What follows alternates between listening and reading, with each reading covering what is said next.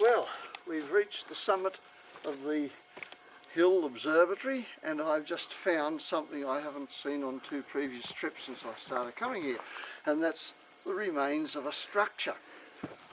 It's laying scattered all over the place, and I suspect here somewhere we're bound to find some script.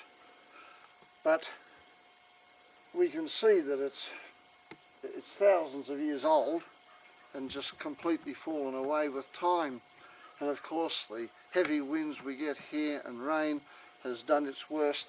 We have here remains of a wall. There's a central enclosure here that seems to have fallen in. It may have been a shrine within a temple perhaps the moon goddess or the sun god.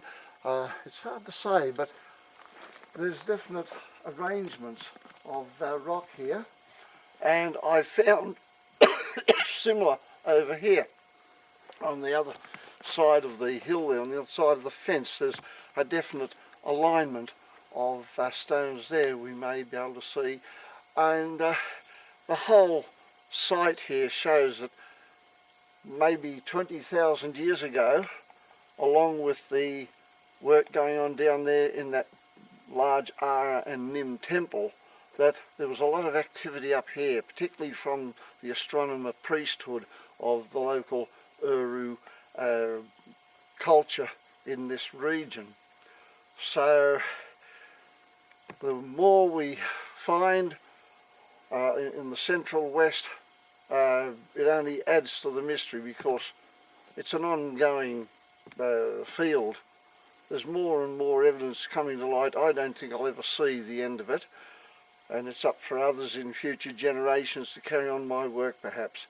But it is certain, as from the work that what I and my wife Heather have done, that Australia was inhabited by a race of people, namely the URU, who were descendants of the first modern humans, and who came by the idea of erecting stones to plot the heavenly movements for the purpose of a crude agriculture, which grew into something much bigger, and once they spread beyond Australia and to the rest of the world, carried this culture with them, and along the way, of course, it reached its greatest refinement in the Old World and in Europe, where we see the final stages of the megalithic culture some 5,000 years ago, with the erection of places like Stonehenge and Newgrange.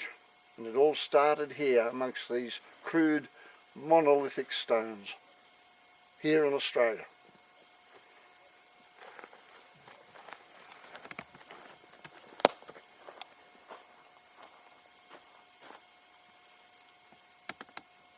Too wieldy.